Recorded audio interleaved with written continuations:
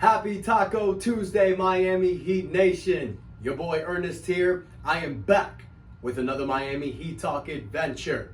Before we get started, you guys, smash the like button. Don't forget to subscribe. We got some positivity coming up, y'all, because last night, the Miami Heat does some damage. The Miami Heat win 3 straight games. We are on a winning streak. And in those 3 games, the Miami Heat have won by a margin of over double digits. Very proud of this team. Now, last night, the Miami Heat defeat the New York Knicks 109-99. Not gonna lie to you guys, it got a little scary. The Miami Heat had a full advantage for the first 3 quarters, just like the last 2 games against New York. But then in the 4th quarter, just like before, New York came back. New York tied the game. The Heat's offense was getting a little shaky. It was getting a little bit scary. But thank God we have Scary Terry. Because in the midst of the fear, Scary Terry steps up, has his best game as a Miami Heat player. 34 points, 8 3-pointers made. Wow. Kyle Lowry can't do that. He is showing more and more that trading for Scary Terry Rozier was the right move by the Miami Heat. And this is going to come up big, ladies and gentlemen, because in the playoffs, we're going to need a guy that can get some buckets. And that's Terry Rozier. Now, he wasn't alone. Last night, you have productive games by both Jimmy Butler and Bam Adebayo. Little disappointed with Jimmy. I know the video that I cut yesterday is going to lead a lot of people to talking more trash about Jimmy.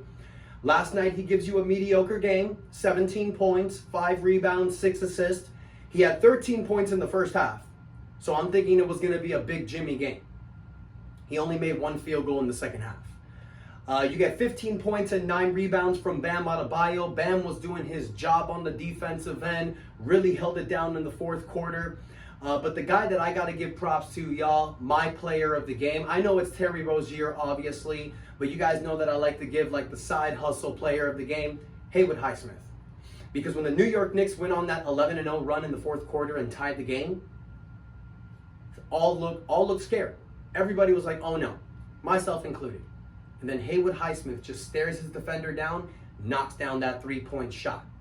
Gives the whole calming down thing to the Miami Heat Nation, and he helps us get this victory. Haywood Highsmith, I see you. Haywood Highsmith is proving and showing that he can definitely be added into this playoff rotation. Now, it's like I've said before, you guys, the Miami Heat with Eric Spoelstra, they typically like to stay 8 to 9 man rotation in the playoffs. I've mentioned it before. The starting lineup we saw last night is perfect. You got Bam and Jovic leading the front court. These are power forwards and center that can lead the fast break with the ball in their hand, play as point guards. That's difficult to find in the NBA. You got Jimmy Butler. You know what he does in the playoffs. And then we have offensive presence in Terry Rozier and Duncan Robinson. It's the perfect starting lineup in my opinion. Last night, you saw what the bench is going to look like. Kevin Love, Caleb Martin, Jaime Jaquez Jr. with Haywood Highsmith. Hopefully, we can get Tyler Herro by playoff time. But I've said it before, you guys, that 9-man rotation is going to be scary. So I'm really interested in seeing how this roster is going to look fully healthy. Now, you get solid games from Kevin Love, Caleb Martin, Nikola Jovic.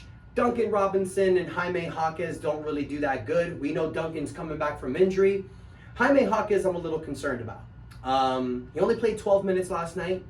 He's slowly losing his minutes on this roster. You know, we saw Juan Wick be a candidate for Rookie of the Year the first half of the season. I know he played 4 years in college. There's only 27 games in college. This is an 82-game season. Maybe it's wearing him down. I still have faith in Juan Wick. It's great to see Kevin Love out there. In 16 minutes, he gives you 8 points and 3 rebounds, 2 3-point shots made. We're getting this ready, you guys. And I'm loving the fact that Terry Rozier is being more confident in the offense. I love that Terry Rozier is getting his buckets, because that's what we need. We need Bam, Jimmy, Tyler, Duncan, Caleb. We need all these guys to do their things in the playoffs. But the main guy that we need, the main guy that I'm dying to see come back, is this man right here, Tyler Herro. I've said it before, ladies and gentlemen, and I will say it again. Without Tyler Herro, it is going to be almost impossible for the Miami Heat to win an NBA championship. Can they do it? Yes. We went to the NBA Finals without Tyler Herro last year with Kyle Lowry. If you ask me, I prefer Terry Rozier over Kyle Lowry, even over Gabe Vincent. So I think we got the right point guard in the Miami Heat uniform running into the playoffs. But it doesn't matter, because what are we lacking from the bench yesterday? Yeah, you get 14 points from Haywood Highsmith, that's nice, but it's not consistent. You need a guy that's coming off the bench for this team who's a bucket getter. Caleb, Jaime, Kevin, Haywood, they all can be that at times, but they're not consistent. Tyler Herro is a consistent bucket getter. We know Tyler shouldn't start, but Tyler Herro should be the sixth man coming off this bench. Now, I got a huge Tyler Herro injury update for you guys, ladies and gentlemen. It was posted yesterday at the Big O show. Big O had Irá Winderman on his channel. If you guys don't know, Irá Winderman is the #1 reporter for the Miami Heat. Anything that's said by guys like Irá Winderman, Ethan Spolnick, Anthony Chang, Barry Jackson, these are guys that you pay attention to. So yesterday on the Big O show, Irá Winderman was explaining about Tyler Herro's injury update. Now, 2.5 weeks ago, Tyler Herro received a PRP injection in his foot injury. Now, we didn't hear anything 2 weeks after. All we heard was that he'd be reevaluated in a week or two. Everything went ghost. So Irá Winderman was explaining this, and I actually researched it myself, and it appeared to be true. With a PRP injection, when you get the injection, you need to rest for 1 week. No basketball activities. Then, after that, it typically takes about 2 weeks for a player to return. This Friday will be officially 3 weeks since Tyler Herro's PRP injection. Irá Winderman said at the Big O show that it is possible for Tyler Herro to return this Friday against the Houston Rockets. That would be incredible, because you guys have heard me say this. This Sunday is the true test for the Miami Heat, because this Sunday we play the Indiana Pacers. Now, I know we got the Philadelphia 76ers tomorrow. Joel Embiid's coming back. That's going to be a tough one. You get the Rockets on Friday. The Rockets have been on a run lately, so you can't take them lightly. But that game against Indiana on Sunday, that's going to be for the 6th seed.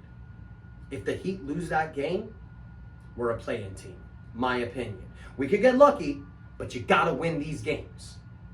You got to win these games. I said it yesterday, the last 8 games of the year, I need the Heat to go 6-2.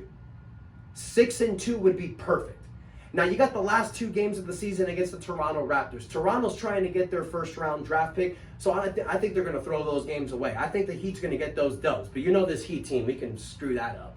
But anyways, I really feel, you guys, that the Miami Heat can easily grab the 6th seed. You just got to win on Sunday. That's important. And why do you want the 6th seed? Obviously, you don't want to play the play-in, but this is why Jimmy Butler's got to stop BSing.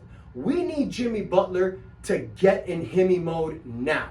He didn't have to yesterday because Terry Rozier broke out, you guys. Sometimes Jimmy's that type of player. It's like I said yesterday, he's Scottie Pippen. He likes to create for his players. He can activate Michael Jordan when he needs to, but he didn't yesterday because that was Terry Rozier. And you need Terry to have games like this to boost his confidence come playoff time. So I love that the Heat players took a step back and allowed Terry to do his thing. But there was a big time in the 4th quarter where I'm looking at Jimmy and I'm like, dude, come on. He's got to know when to turn it on when he needs to. And I know he's going to be able to do that in the playoffs. I'm not doubting this Heat team. I ain't doubting Jimmy Butler. I know we can do it. But you need to get the 6th seed for another reason. If you're not in the play-in, you get a week off before the playoff starts. That's huge for us. That's huge for Jimmy Butler and Kevin Love to rest. But more importantly, it's huge to give Tyler Herro some time to play. So we need to be eyeing this 6th seed way more seriously than other teams are. I'm confident, y'all. I know this Heat roster can do it, even against Joel Embiid and the Sixers on Friday. It's Joel Embiid's first game back. You need to run that MFer in the ground. Win these games, put your foot on these teams' throats, get the 6th seed, and we'll take care of Cleveland in the first round. So Heat fans, I want to hear from you guys. What do you think about this Tyler Herro update? Does it give you excitement thinking that Tyler Herro is going to be back sooner, or do you feel that Tyler Herro is still not going to come back until after the playoff starts? Don't forget to like the video. Don't forget to subscribe to the channel. Thank you for everyone that subscribes. Thank you for everyone that supports. Thank you all the guys that share your love and positivity on the channel. You have no idea how much it means to me. I love you guys. Y'all the real MVPs, and that is enough said. Let's go Heat Nation. Stay positive.